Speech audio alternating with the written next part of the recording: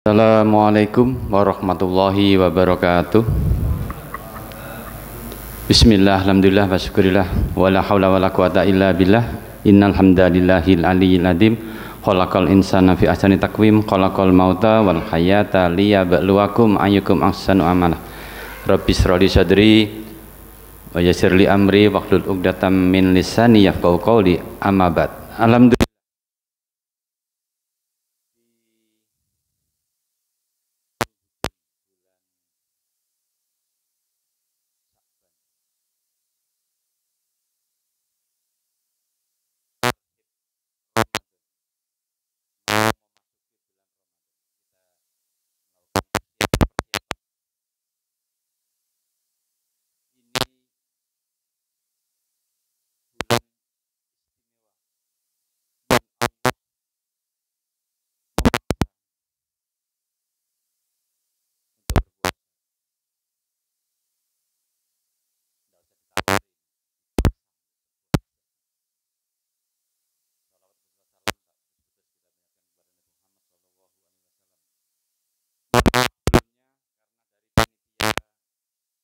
posisi saya duduknya lebih tinggi dan saya ini tamu yang harus nurut pada tuan rumah, jadi saya nurut aja. Tapi secara adab ini kurang baik.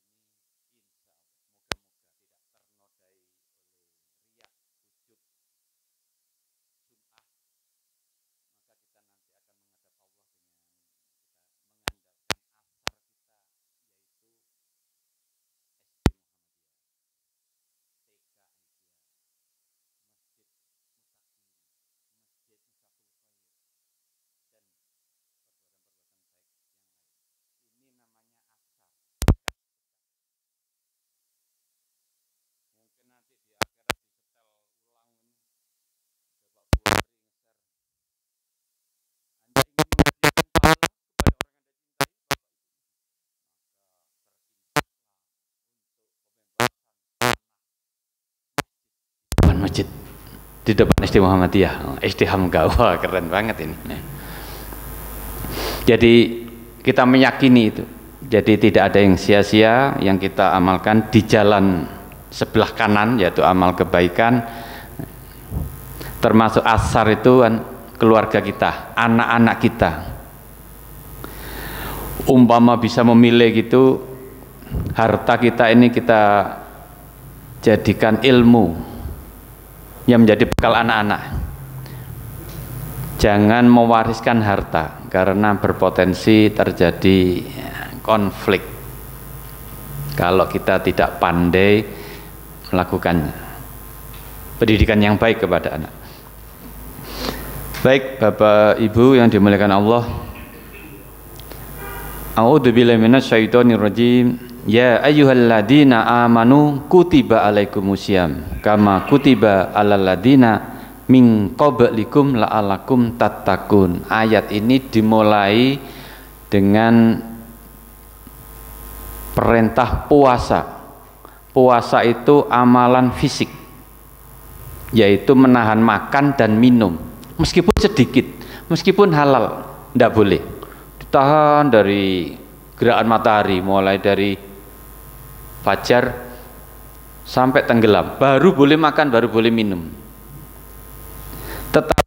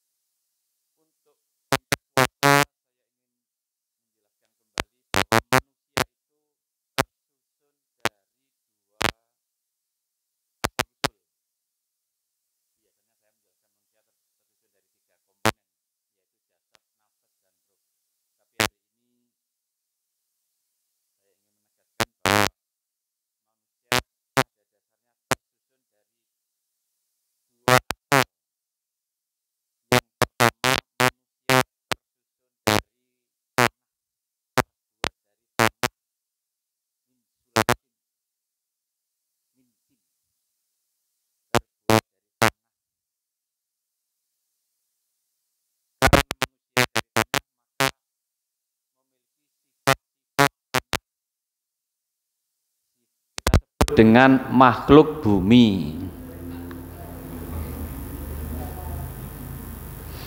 Manusia senang nasi, lontong, lemper, bikang, suka kepada wanita, suka kepada mobil dan sebagainya.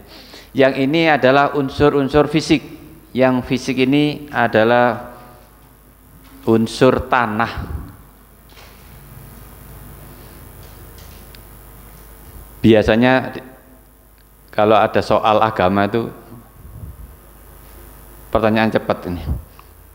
Manusia terbuat dari, jawabannya tanah. Kalau jin terbuat dari api gitu. Tapi ternyata manusia tidak tersusun dari tanah saja, tetapi ada penyusun yang lain, yaitu roh. Kapan roh diberikan? Ketika janin itu berumur 120 hari. Allah tiupkan roh, kira-kira meniup itu begini kan, masuk kepada segumpal janin, dan sejak itu ini disebut makhluk manusia. Jadi kalau saya ini kelahiran 67 Desember, sebetulnya umur saya lebih tua. Umur saya 5 bulan sebelumnya, sebelum saya lahir. Kok bisa? Karena pada umur 4 bulan saya sudah diciptakan, saya menjadi lengkap, ada ruhnya. HP ini kalau tidak ada pulsanya, tidak ada setrumnya itu ya menjadi bangkai. Seperti juga manusia, kalau ruhnya sudah keluar menjadi bangkai. Selama 11 bulan kita memanjakan jasad makhluk bumi, kita sebut jasad makhluk bumi. Kalau ruh makhluk langit. Makanannya jasad, nasi, lontong, gudeg dan sebagainya begitu. Kita manjakan begitu.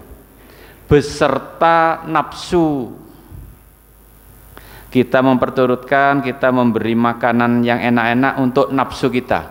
Nafsu syahwat, nafsu amarah, nafsu sedih, nafsu. Pokoknya yang urusan dengan emosi ini namanya kan nafsu. Kalau nafsunya, nafsu sedihnya berlebihan namanya baper. Kalau dalam organisasi tidak boleh baper. Yang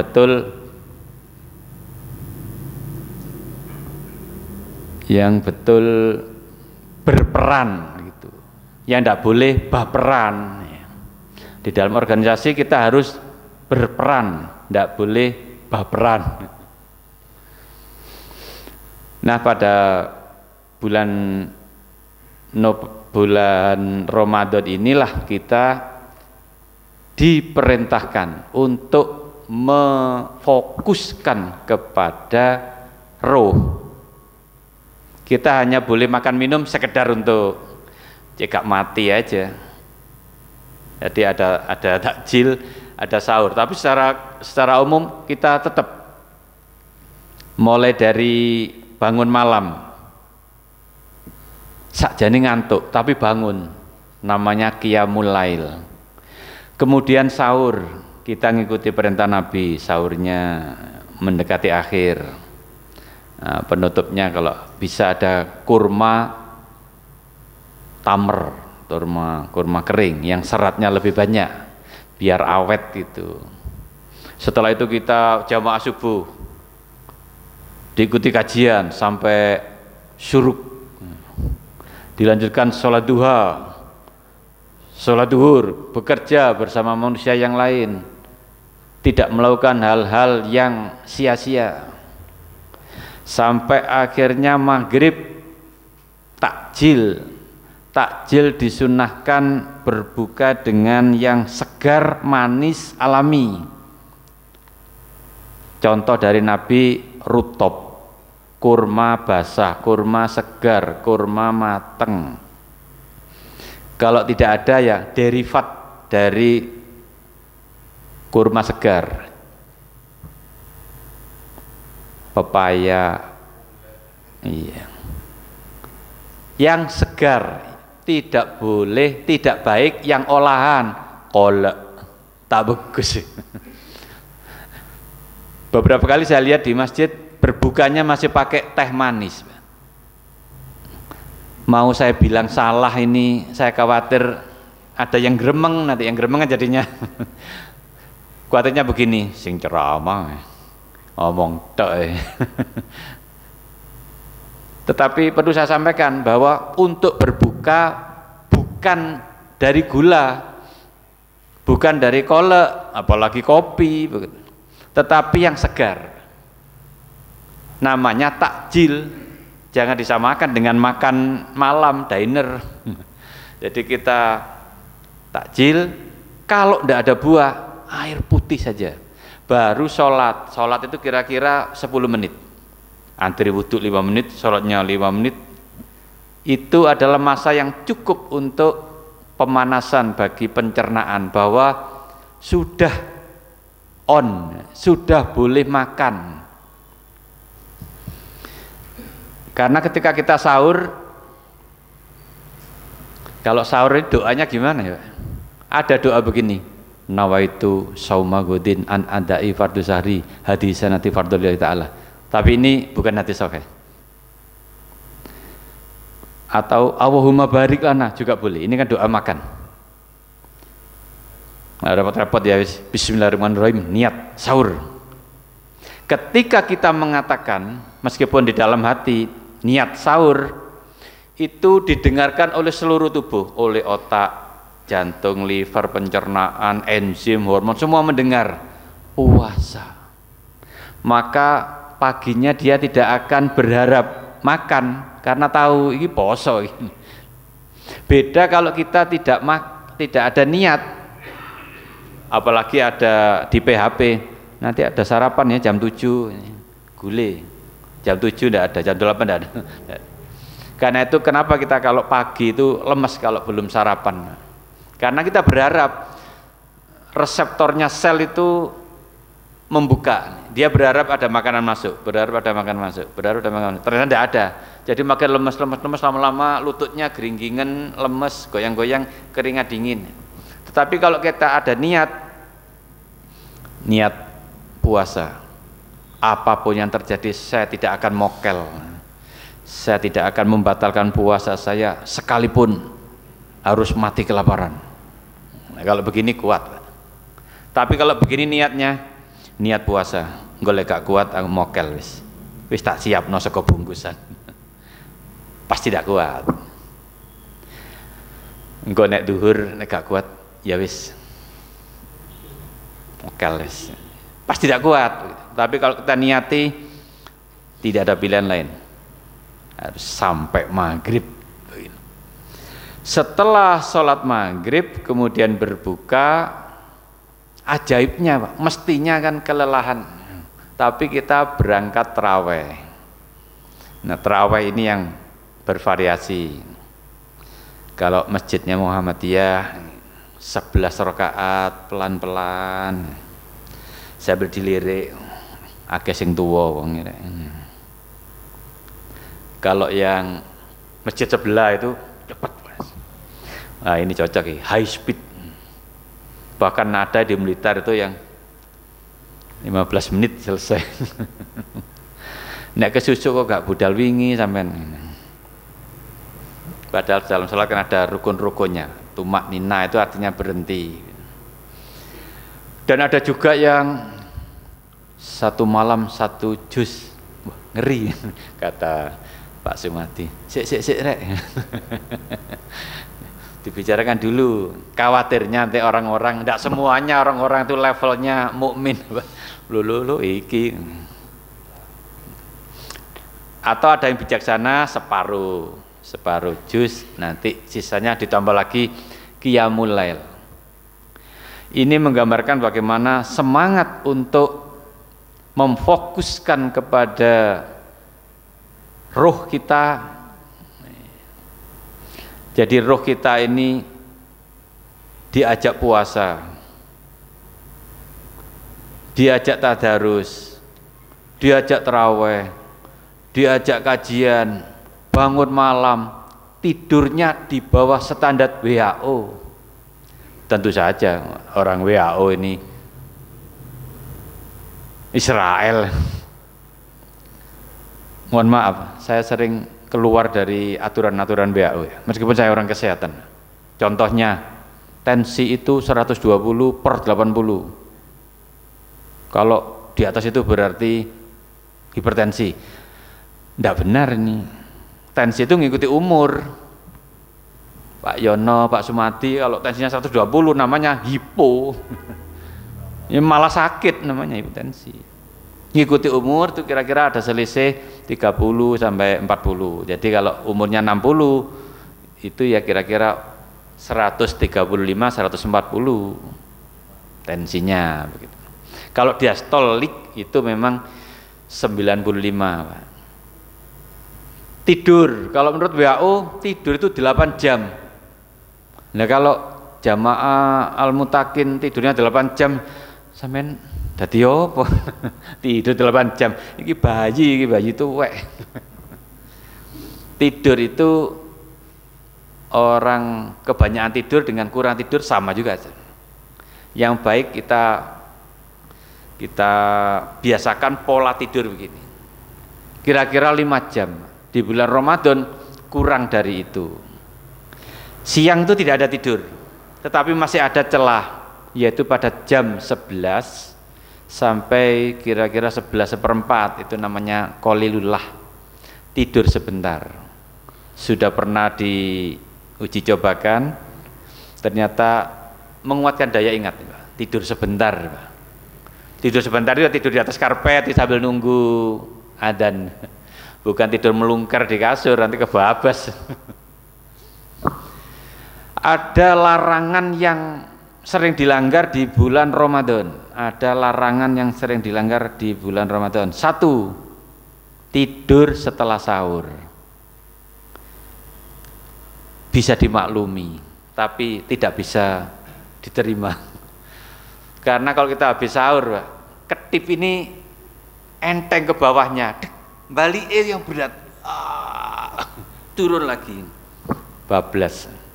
Makanya sebaiknya setelah sahur harus keluar, jangan di kamar, jangan senden, harus keluar ke masjid, apa dibuat jalan-jalan. Kalau senden pasti ketiduran, apalagi laya-laya, agentang, tanggentangan, pasti ketiduran.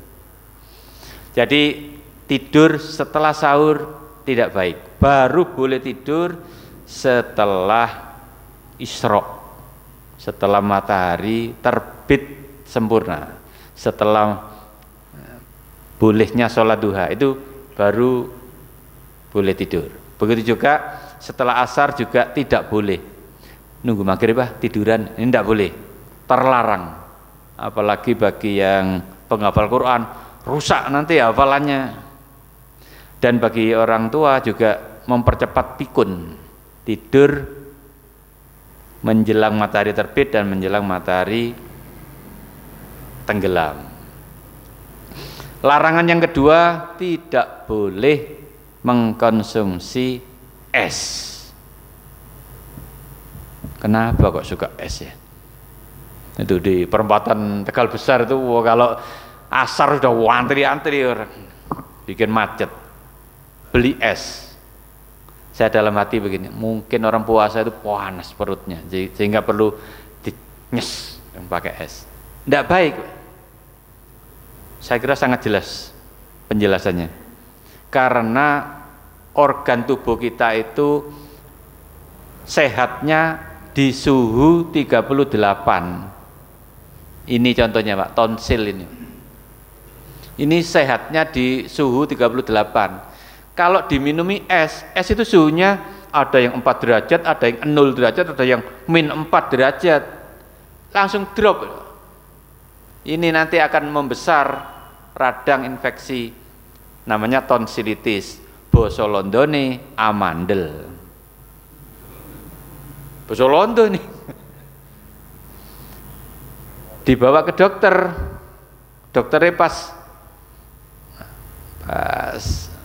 kurang paham yang begini, sewen wis, potong aja gitu.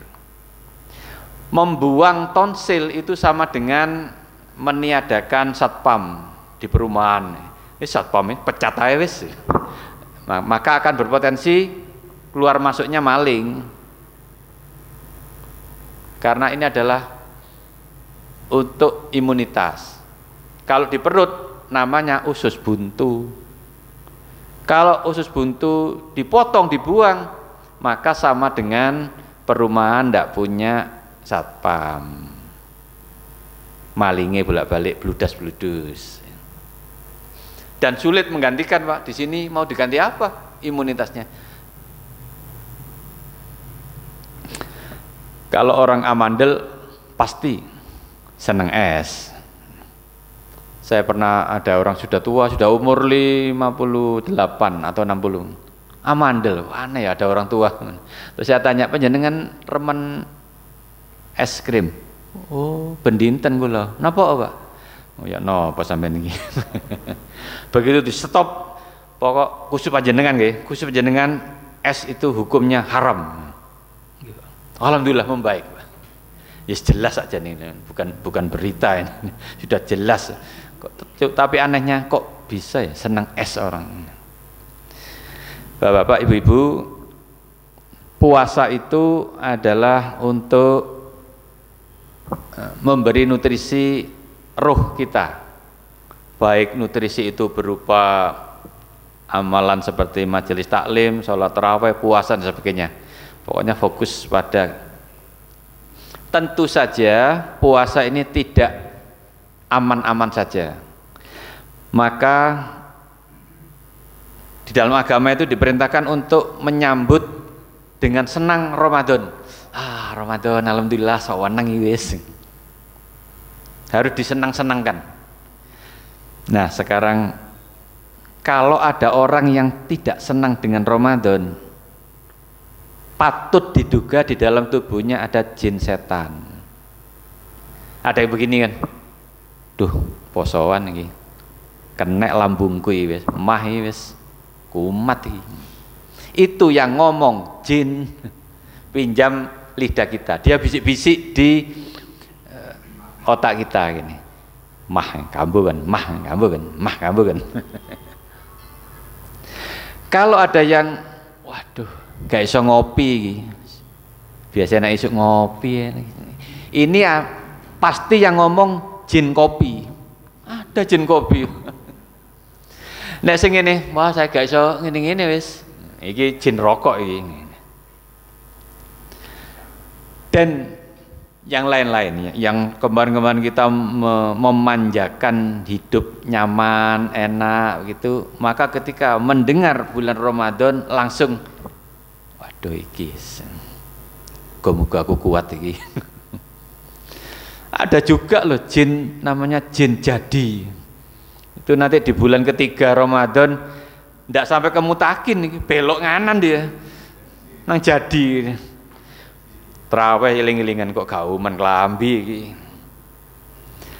Dan kita harus berbesar hati nanti di minggu ketiga, minggu keempat masjid-masjid kita akan mengalami kemajuan drastis, maju mendekati imam. Kemana jamaahnya? Ke mall, ke Roxy, ke Lipo ini. Dan kalau kita ngelihat, saya sudah mencoba sih saya kejadi. Ternyata iki apa ono ceramah kok rame gitu. Wah, antri sampai kasirnya kualan, tambah lagi kasir sana. Kasir ada 9 ini. Kualan.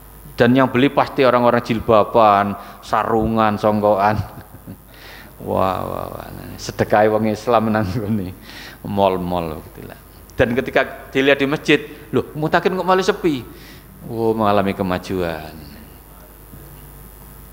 Ini tipu daya setan supaya kan ada ayatnya bahwa setan akan terus mengganggu manusia dari depan, min khalfihim wa min aimanihim, dari kanan, dari kiri.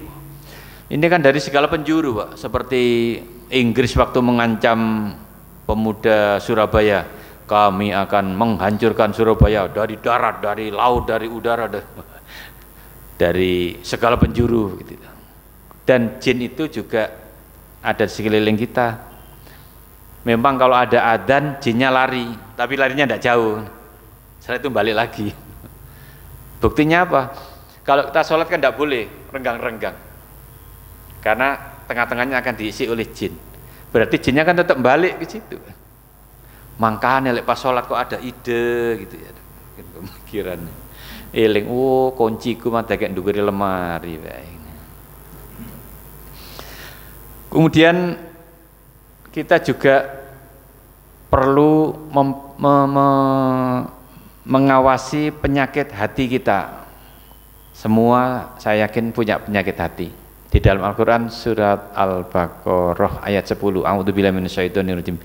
fi qulubihim, di dalam hatinya ada penyakit dan Allah akan tambah penyakit itu. Berarti di sini penyakit manusia ada di dalam hati, yaitu penyakit senang pamer, iri, hasad, sum'ah. Sum'ah itu menceritakan kebaikan-kebaikan, mengulang-ulang kebaikan. Misalnya gini, saya dulu tuh nyumbang SD Hamka itu, ayo nyumbang 2 juta saya. Ini sum'ah, nanti akan menggerogoti. Yang baik kan sir, rahasia. Untuk hasad, kalau iri itu cuma iri masih levelnya di hati aja. Kok enak dia ya, sekarang mobilnya baru. Tapi kalau hasad itu disertai aktivitas merusak, digembosi, chatnya dirusak, spione dirusak, begitu hasad. Dan ketika hasad ini juga ternyata seluruh tubuhnya ini menghasilkan energi, dan ini kalau lewat mata namanya penyakit ain. Ini yang berbahaya. Ustadz Faizar, ini pemuda Muhammadiyah yang menekuni ruqyah, dia cerita ke kami, suatu ketika dia men-share anaknya di WA, men-share foto anaknya. Tidak sampai lama, anaknya kemudian menjadi demam, rewel, nangis sampai jam 1 malam, nangis terus begitu.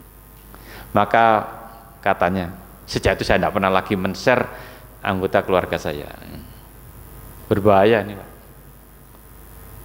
Dan kita ini juga perlu menjaga diri, jangan sampai foto ini menunjukkan ke ini. Kalau yang cewek biasanya menunjukkan betapa glowingnya wajahnya, ini juga bisa berbahaya. Ternyata saya punya pengalaman, saya punya kembang bagus, segar, saya foto, saya share di WA. Ini bunga yang saya beri pupuk dari darah bekam. Bagus, Pak. Darah bekam itu kan mengandung ureum. Ureum itu kan NH3 atau NH4, dan itu adalah unsur dari urea. Urea itu kan mes. Itu darah bekam campur dengan tanah jadi mes. Terus kami tanami, wah bagus sekali, daunnya segar, hijau, bunganya juga bagus. Saya foto, besoknya alum, sekarang habis ayot-ayotin teh, kena ain. Panjenengan juga hati-hati, misalnya sepeda motor difoto terus di-share, khawatirnya nanti rusak, engko sing gampang gembos, nanti sing mure ilang. Ini ain, Pak. Ternyata ain itu bisa mengenai benda mati. Kan sering mendengar ada ayam Bangkok ditawar 3 juta, enggak dikasihkan, besoknya mati. Ada burung ditawar 5 juta, enggak dikasihkan, besoknya tewas. Ini kena ain. Dan pada zaman Nabi Muhammad sudah ada ain itu. Dan ada doanya, u'iduka bikalimatillahi tammah. Aku berlindung kepada Allah dengan kalimat-kalimat yang sempurna, yaitu Al-Quran. Min kulli, dari setiap syaiton, setan ndas ireng, ndas putih, berdasi, pakai jas, wahammah, dan hewan berbisa, hewan mikro seperti virus, wa min kulli, dan dari setiap ainil lamah, mata orang yang hasad.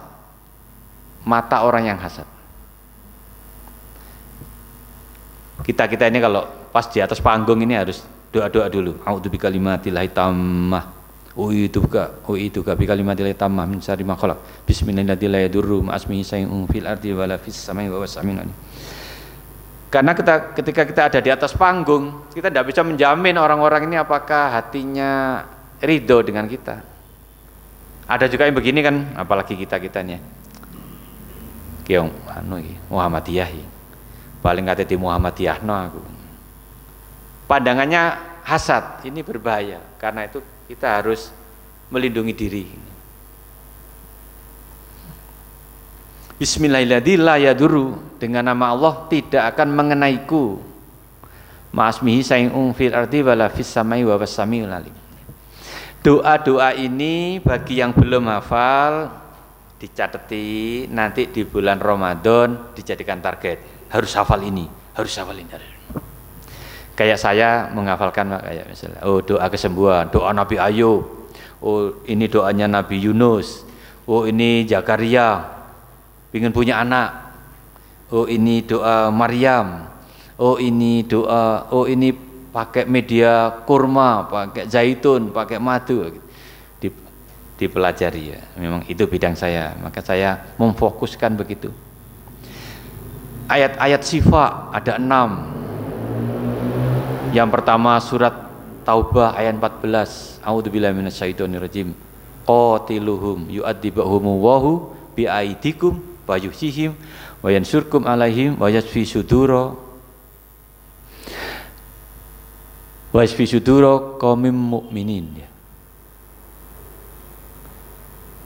Ayat yang surat yang ke-6 surat As-Su'ara ayat 80.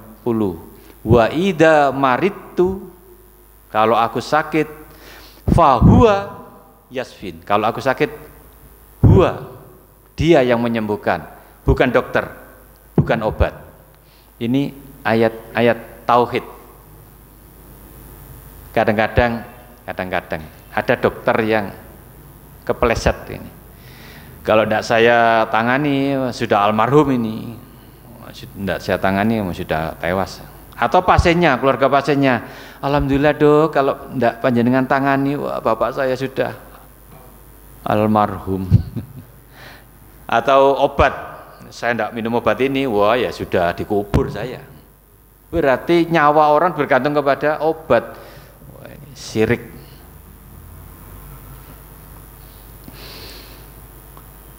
Kita usahakan di bulan Ramadan apa yang kita konsumsi, kita cari yang sekiranya ini, oh ini di Al-Quran ada ini, di Al-Quran ada. Misalnya madu. Mas Adi sudah pernah minum madu diberi garam? Oh belum. Bentar lagi ya, bulan Ramadan. Mau berangkat raweh, bikin madu 1 sendok apa 2 sendok, nanti garamnya secukupnya, seujungnya sendok teh gitu. Nanti teraweh, wah 2 jam kuat insya Allah gitu. Kenapa? Madu sudah jaminan, Allah yang membuat. Fihi sifaul linnas, inna fi dzalika la ayatal liqaumi yatafakkarun. Ini mengandung ayat-ayat kebesaran bagi orang-orang sing iso mikir, orang-orang yang berpikir. Kenapa dikasih garam? Elektrolit. Seharian tadi kan berkeringat, kekurangan elektrolit. Kalau bisa garam Himalaya, garam yang berwarna oranye. Kalau tidak ada ya garam halus, tidak ada ya garam grosok, sepokoknya uyah. Bagus ini Pak, untuk menyeimbangkan begitu. Dan kita usahakan konsumsi makanan-makanan yang disunahkan oleh Nabi. Misalnya, mohon maaf ya, kadang-kadang kita dikasih kurma yang kurmanya itu gak enak. Jangan begini, wah kurma murah. Disediakan aja gelas, diisi kurma 7 begitu. Ketika pulang terawih, besok pagi mau sahur ini dicrok diminum. Ini namanya nabis. Ini menurunkan kolesterol, asam urat, dan menambah energi dan tinggi serat, insya Allah awet kenyang. Seperti itu. Saya kira itu, moga-moga bermanfaat. Rasanya kepingin segera Ramadan. Sebisa mungkin yang bersifat gula ini juga kita hindari Pak, terutama yang sudah sepuh atau yang kena diabetes. Gula putih tidak baik, apalagi gula buatan. Gula buatan itu contohnya aspartam. Aspartam itu satu bagian itu kekuatannya 60 sampai 100 gula putih. Demikian, assalamualaikum warahmatullahi wabarakatuh.